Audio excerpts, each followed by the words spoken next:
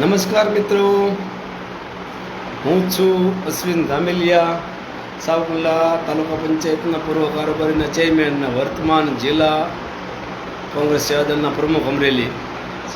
આજે મારે વાત કરવી છે ખેડૂતોની. મિત્રો, ઘણા સમયથી સૌરાષ્ટ્રની અંદર, ગુજરાતની અંદર, ખાસ કરીને સૌરાષ્ટ્રની અંદર જે ઉરિયા ખાતરનો જે મુદ્દો છે જે ખેડૂતોનો, એ 2 દિવસ પહેલાં અમારે સાવકુંડલાના ખેડૂતોએ પણ આવેદનપત્ર આપ્યું પ્રાંત અધિકારીને કે ભાઈ કોઈપણ સંજોગમાં અત્યારે અમારો સમય છે ઉરિયા ખાતર નાખવા માટેનો, તો અત્યારે અમારે ખાતર જોઈએ, અત્યારે ખાતર ન મળે તો પછી અમારી મોલેતને પછી કોઈ કામનું નહીં, એવું પ્રાંત સાહેબને એને આવેદનપત્ર આપ્યું ખેડૂતોએ, ઘણા ખેડૂતો જઈને. તો વાત એ છે કે ભાઈ પ્રાંત અધિકારીને હું લગભગ 2007થી યુથ કોંગ્રેસથી હું કોંગ્રેસ સાથે જોડાયેલો છું, યુથ કોંગ્રેસ સાથે જોડાયેલો છું. ત્યારથી અત્યાર લગીની અંદર મેં મારા 6-7 કે 8 મહિના પહેલાંનો જે વિડીયો હતો એની અંદર મેં વાત કરી હતી, અને આજે પણ તમને હું એક વાત યાદ કરાવી દઉં કે 2007થી 2025 સુધી અત્યાર સુધીમાં હું રાજકીય રીતે સંકળાયેલો છું, લોકોને આપણે ઘણા બધા કામ કર્યા. ત્યારથી મારા અનુભવ પ્રમાણે કે પ્રાંત અધિકારીને અને મામલતદારશ્રીને અમે અનેક વાર આવેદનપત્રો દીધા. એક કાગળિયાનું વજન કમસે કમ 4 થી 5 ગ્રામ હોય, તો એટલું હોય ને 4 થી 5 ગ્રામ, 4 થી 5 ગ્રામ જેટલું વજન હોય. તમે આવેદનપત્ર લખો એની અંદર. એવા અમે આ 10 ને 15 ને 18-19 વર્ષ જેવું થયું, ત્યારથી અત્યાર લગીમાં લગભગ 1 મણ જેટલા મેં આવેદનપત્ર દીધા. 1 મણમાં તમે સમજો ને, એક કાગળનું વજન હોય 5 થી 6 ગ્રામ. ટોટલ વજન અત્યાર સુધીનો જે આવેદનપત્ર દીધા એનો 1 મણથી ઝાઝો વજન થયો છે. એનો એક પણ આવેદનપત્રનો અત્યાર સુધીમાં કોઈ જવાબ નથી આવ્યા, કોઈ એનું સોલ્યુશન આવ્યું નથી. કે આવેદનપત્ર તમે એને આપો એટલે સાહેબ તમને એમ કે અમે સરકાર સુધી તમારી વાત પૂર્તિ કરશું, પછી તમે જાઓ એટલે આવેદનપત્ર પાછળ મેકી દે. જય શ્રી કૃષ્ણ. આવેદનપત્ર હું કરે નહીં હું કરે, કાંઈ થતું નથી. અધિકારી કોઈ પણ હોય, આ ખુલ્લી વાત છે, મારે કોઈ પણ પ્રાંત અધિકારી હોય કે મામલતદારશ્રી હોય, સાંભળી લીજો, જોતા હોય તો હું ખુલ્લી વાત કરું છું. આવેદનપત્રનો તમે કેટલા આવેદનપત્રોનો લોકોના નિવાડા લાવ્યા એ મને જણાવો, ખાલી એક પણનું નહીં.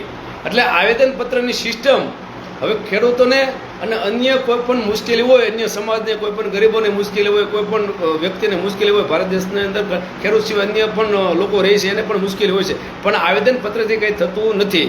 તમારી એકતા અને સરકાર સામે મજબૂતીથી લડો અને આંદોલન કરો તો જ એનો નિવાડો આવે, બાકી આવેદનપત્રથી કંઈ થતું નથી. ત્યારે મારે કેવું છે, છેલ્લા 2 કે 3 વર્ષથી ઉરિયા ખાતરની સાથે હજી નેનો ઉરિયા આપે છે, એ વાત તો ન્યા લગીની સીમિત હતી. ત્યાર પછી છેલ્લા 1-1.5 વર્ષથી આખું નવું આવ્યું છે. 5 થેલી આપો તો એની સાથે તમને 1000 રૂપિયાનું કે 900 રૂપિયાનું 600 રૂપિયાનું બીજું અન્ય ખાતર પધરાવે. એ ખેડૂતને ખબર ન હોય કે એના માટે કામમાં આવે છે, એનું કામમાં આવે છે.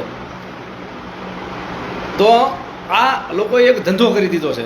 હવે સરકારના કૃષિ મંત્રી એમ કહે છે, સરકારના કૃષિ મંત્રી છે રાઘવજીભાઈ પટેલ, એવું કહે છે કે વિધાનસભાની અંદર મારી પાસે વિડીયો છે, ભાઈ વિડીયો કાઢતો હોય મારો એકાઉન્ટમાંથી રાઘવજીભાઈ, હું તમને બતાવું હમણાં કે રાઘવજીભાઈ પટેલ, મારું કાર્ડ લાગે રાઘવજીભાઈ પટેલનો દેખલ છે.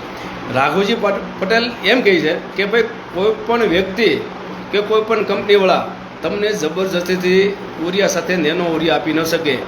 જો એ તમને જબરજસ્તીથી આપે તો એ કાયદેસર રીતે એ ગુનો ગણાય.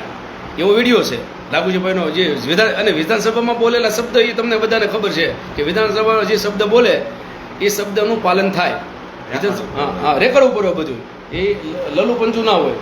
1 મિનિટ વિડીયો કાઢે રાઘવજીભાઈ પટેલનું હમણાં, એટલે આગળ જોઈએ હમણાં, એટલે તમને બતાવું વિડીયો. મારે આડો વિડીયો છે અંદર છે એટલું બધું.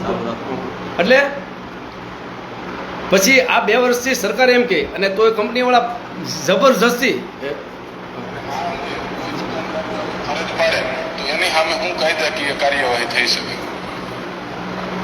માન્ય અધ્યક્ષશ્રી, માન્ય સભ્યશ્રીને હું સ્પષ્ટતાપૂર્વક કહેવા માંગુ છું કે નેનો યુરિયા લેવા માટે ફરજિયાત પદ્ધતિ દાખલ કરવામાં આવેલ નથી અને મેં અગાઉ પણ આ સદનમાં જણાવેલ કે જો કોઈ ફરજિયાતપણે નેનો યુરિયા વેચવા માટેની કાર્યવાહી કરશે તો એની સામે લાયસન્સ રદ કરવા સુધીની કાર્યવાહી કરવામાં આવશે. લ્યો, સાંભળી લ્યો. આ ગુજરાત રાજ્યના કૃષિ મંત્રી સાહેબનું વિધાનસભામાં આ બોલેલા છે. તો એ બોલે એટલે એના બોલ આખરી બોલ હોય. એ બોલે એટલે આખા ગુજરાતની અંદર કોઈ પણ કંપનીવાળો એને એનું પાલન કરવાનું હોય છે. પણ સરકાર બોલે કાંઈ અને કંપનીવાળા કરે કાંઈ, ઓલા પરિણામ આપે. હવે દાખલા તરીકે મારા ગામની મંડળી છે, મારા ગામની મંડળી છે, એ છેલ્લા 3 મહિનાથી ઉરિયા ખાતર નથી લાવી. એને એમ કહે છે કે તમારે નેનો ઉરિયા તો ફરજિયાત લેવું પડશે. તો કૃષિ મંત્રી બોલે અને આ લોકો પરાણે બદલાવે. તો આ લોકોનું તાલમેલ નથી, એ સાબિત થાય છે કે લોકોનું તાલમેલ નથી એમ. તો એનો મતલબ એવો છે કે સરકાર એની સાથે સંકળાયેલી છે. નકર તો કૃષિ મંત્રી ફટાફટ લાયસન્સ રદ ન કરવા મળે. કોઈ પણ સંસ્થા હોય તમને પરાણે જબરદસ્તીથી આપતા હોય નેનો ઉરિયા સાથે, તો એનું લાયસન્સ ન રદ થઈ જાય. પણ જે લોકો જાણે છે, જો મને પોતાને હું પોતે ખાતર લઈ આવ્યો વગર નેનો ઉરિયા, કારણ કે અમને દે જ નહીં, કારણ કે એને ખ્યાલ હોય કે આ લોકો ગમે ત્યાં વિડીયો મને આપને હટાવી દે, એટલે અમને તો દીધું જ નથી. પણ જે ખેડૂતને બિચારાને કાંઈ ખબર નથી એને પરાણે જબરદસ્તીથી આ કુકડા પધરાવે છે. અને વાત એ છે, જો એ ફાયદો થતો હોય તો ખેડૂત કોઈ પણ સંજોગમાં એ લઈ લે. ફાયદો થતો હોય તો ખેડૂત કંઈ ન લેવું કંઈ ન હોય, પણ ફાયદો છે જ નહીં એનો. માત્ર ને માત્ર સરકારને અને કંપનીવાળાને માત્ર ને માત્ર એને કમાણી કરવા માટે ખેડૂતને બેવકૂફ અને મૂર્ખ બનાવીને આ બધું પધરાવવાની વાત છે. તો મારું એટલું કહેવાનું છે કે સૌરાષ્ટ્રના તમામ ધારાસભ્યશ્રીઓને એ બધાને ખબર છે કે ભાઈ કૃષિ મંત્રીએ એવું કીધું છે કે ભાઈ પરાણે નેનો ઉરિયા નહીં આપવાનું, એમ છતાંય ઓલે આપે છે. એ ધારાસભ્યને હું ખ્યાલ નહીં હોય? તમામ ધારાસભ્યની વાત કરું સૌરાષ્ટ્રના. તો આ ધારાસભ્ય બધા ભેગા થઈને કેમ સરકારશ્રીને રજૂઆત નથી કરતા ગ્રાઉન્ડ લેવલની? ભાઈ ગ્રાઉન્ડ લેવલે તમે જે બોલો છો એવું ગ્રાઉન્ડ લેવલે તો થતું નથી. ગ્રાઉન્ડ લેવલે તો હજી ઉરિયા સાથે નેનો ઉરિયા આપે છે. તો આ ધારાસભ્યને બધી ખબર જ હોય છે. તો ધારાસભ્ય પણ આખા કાન કરે છે. તમારે બધાને રાજીનામાના નાટક કરવા છે, રાજીનામાના તાયફા કરવા છે. એટલે તમને લોકોએ રાજીનામા દેવા માટે તમને છૂટાવ્યો છે. તમે છૂટાઈ ગયા એટલે હું હાંડ થઈ ગયા. તમારું મનમાં આવે તમે ગમે એને ચેલેન્જ કરીને તમે રાજીનામા દેવાની વાતો કરો છો. તો તમે એવી રીતે પડકાર ફેંકો છો સરકારને કે ભાઈ મારા તાલુકાની અંદર જો ખેડૂતોને ટાઈમસર ઉરિયા નહીં મળે, નેનો ઉરિયા દીધા હોય ખાલી ઉરિયા નહીં મળે તો હું રાજીનામું આપી દઈએ તમારી સરકારને, એવી તમે ચેલેન્જ ફેંકો ને. આ કાંતિભાઈ ચેલેન્જ ફેંકી હતી. હવે રમત્યું કરે, લોકોને મૂર્ખ બનાવવાની વાતો કરે કે ભાઈ બોલો અહીંયા ચૂંટણી લડવા આવે તો હું રાજીનામું આપું, હું 2 કરોડ રૂપિયા આપી દઉં. આવી તમારી પાસે ચેલેન્જ મારવાની તમારી પાસે તાકાત છે, તમારી પાસે ટાઈમ છે, તો તમે જાઓ ને તમારી સરકારને કહો ને કે ભાઈ મારા તાલુકાના ખેડૂતને જો ખાતર નહીં મળે ને તો હું જાહેરમાં રાજીનામું દઈ દઈને સરકારના વિરુદ્ધમાં બોલીશ, જો તમે તેવડવાળીના હોય તો. બાકી તમારા નાટકો બધા બંધ કરો. ખોટી વાત હોય તો મને પાછી આપો. આવો ભૌતિકભાઈ સચમાં કરી દો. હા, આવો ભાદરવાના ભીંડાવાળા ભાઈ આવો. હા, માત્ર ને માત્ર તાયફા કરવા છે. તમારે મુદ્દા ભડકાવવા માટે તમારે ખરેખર રાજીનામું કરવું છે. કોઈ પણ ગંભીર ઘટના બને એટલે ગમે નવો તાયફો કરીને ગુજરાતની પબ્લિકને અવરાવડા સરાવી દે. તો આ 2.5 કે 3 વર્ષથી આ પ્રશ્ન છે ઉરિયા ખાતરનો, તો કેમ તમે કોઈ બોલતા નથી? તો હું આ સાવકલાની અંદર ભારતીય જનતા પાર્ટીના ધારાસભ્ય નથી, અને નથી ખબર આ આવેદનપત્ર આપ્યું હતું કે ભાઈ સરકારશ્રીમાં રજૂઆત કરી, બધા 5 ધારાસભ્ય ભેગા થાવ અમરેલી જિલ્લાના અને સરકારમાં રજૂઆત કરો કે જો અમારા અમરેલી જિલ્લાની અંદર નેનો ઉરિયા કે અન્ય ખાતરની જો સત પડી કે કોઈ પણ ખેડૂતને ન મળ્યું તો અમે 5 ધારાસભ્ય સરકારશ્રીને રાજીનામું આપી દેવું. જો તમારા તાકાત હોય તો તમે લોકપ્રિય કહેવાય, તો તમે સાચા લોકોના પ્રતિનિધિ કહેવાય, ખેડૂત નેતા કહેવાય. તો તમે બાકી વાતો કરવી છે ખેડૂતની સરકાર છે આમ છે, પણ તમે કંઈ કરતા તો નથી ભાઈ, ખાલી વાતો જ કરવાની છે. એટલે ખાસ કરીને આ સૌરાષ્ટ્રની પબ્લિકને હવે સમજવાની જરૂર છે.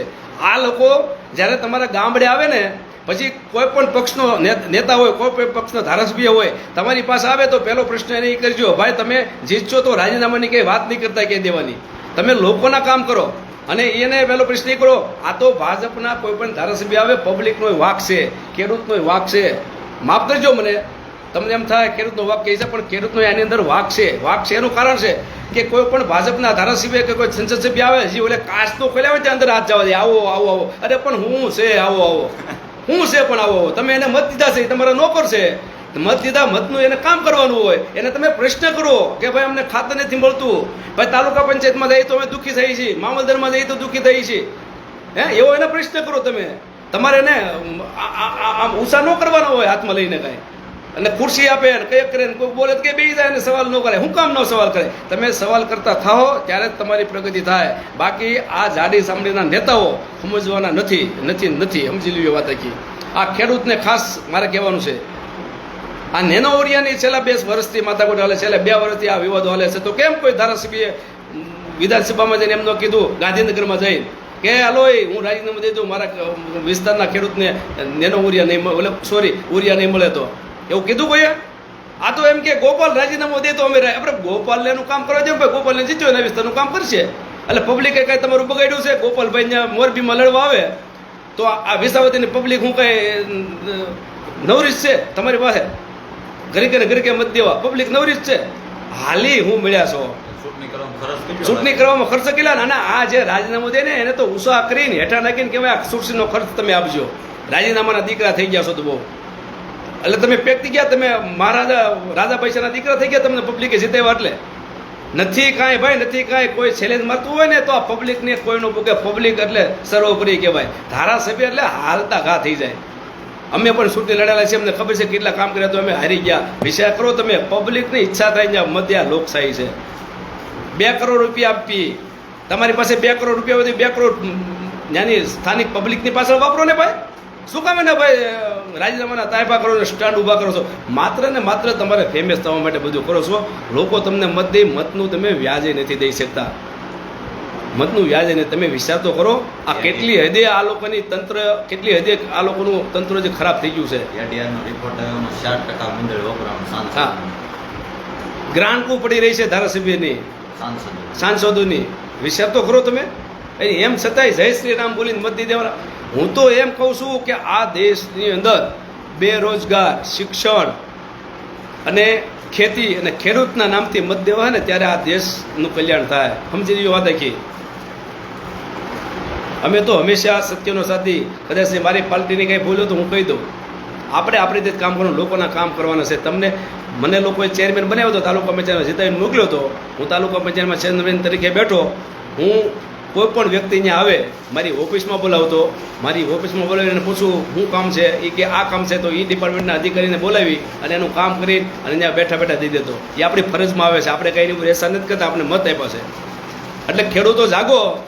અને તાલુકે ધારાસભ્યશ્રી, હું સૌરાષ્ટ્રના તમામ તાલુકાની, હું ખાલી સાવરકુંડલા તાલુકાની વાત નથી કરતો, કોઈ માથે નહીં ઓળતા.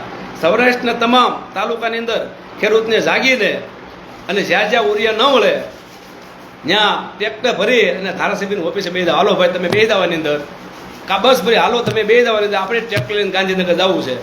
કાં તમે અમને ખાતર દેવડાવો ને કાં તમે રાજીનામું દઈ દો. આ ખેડૂતને આ ખરેખર કરવાની જરૂર છે. તાલુકે 2,000 3,000 ખેડૂત ભેગા કર્યા. આખા તાલુકામાં એટલા ખેડૂતો ભેગા થાય. જો તમે સમજો તો મારી વાત, ભેગા થઈને અને ધારાસભ્યશ્રીની ઓફિસે જવાનું ટ્રેક્ટર ભરીને, ધારાસભ્યને કહો તમે ટ્રેક્ટરમાં બેસી જાઓ, તમે લોકસેવક છો, હાલો આપણે ગાંધીનગર જવું છે, જો અમને ઉર્જા ન મળે તો તમે રાજીનામું આપી દો. આ ટાઈપની સિસ્ટમ થાય ને તે આ લોકો સુધરશે. બાકી તને ખબર છે લોકો મત આપી દે છે. હું કામ ભાઈ મહેનત કરવાની, ઘરે ન બેસી જય શ્રી રામ બોલો મત આપી દે. હિન્દુ મુસ્લિમ મત આપી જ દઈશ બધા. વિસાવદરની અંદર ચૂંટણી હતી તો ટન મોટે ખાતર ત્યાં ઉતર્યું. વિસાવદરની અંદર ચૂંટણી હતી તો ટન મોટે ઉતર્યું. ત્યાં કાંઈ ભાણિયા માણિયા કાંઈ ન આપતા. એટલે ચૂંટણી હોય તો બધું તમારી પાસે આવી જાય. નેતા આવે મોટા તો રોડ બની જાય. મોટા નેતા આવે તો રોડ બની જાય. આમ પબ્લિક ટેક્સ પબ્લિક ભરે. મોટા નેતા આવે તો તાત્કાલિક ધોરણે રાજ્ય રોડ બની જાય. બાકી અધિકારીઓ તમારી સામે ન જોવે. હમણાં આ ગંભીરા પુલની જે દુર્ઘટના થઈ, જેની અંદર મૃત્યુ પામ્યા, એ બધી આત્માને હું સદગતિ પામે એનો આત્મા એવું હું કહું છું. એના પરિવારને શક્તિ આપે સહન કરવાની, દુઃખ સહન કરવાની. પણ એની અંદર જે દિલની જે પુલની છેડે જે દિવાલ બનાવવાની હતી, આ તંત્ર તમે જુઓ, તંત્રને કેટલી બુદ્ધિ છે. ભણેલા ગણેલા બેઠા છે પણ કેટલી બુદ્ધિ છે. એ પુલને છેડે કોઈ અંદર ન જાય એટલે અહીંયા દિવાલ બનાવવાની હતી.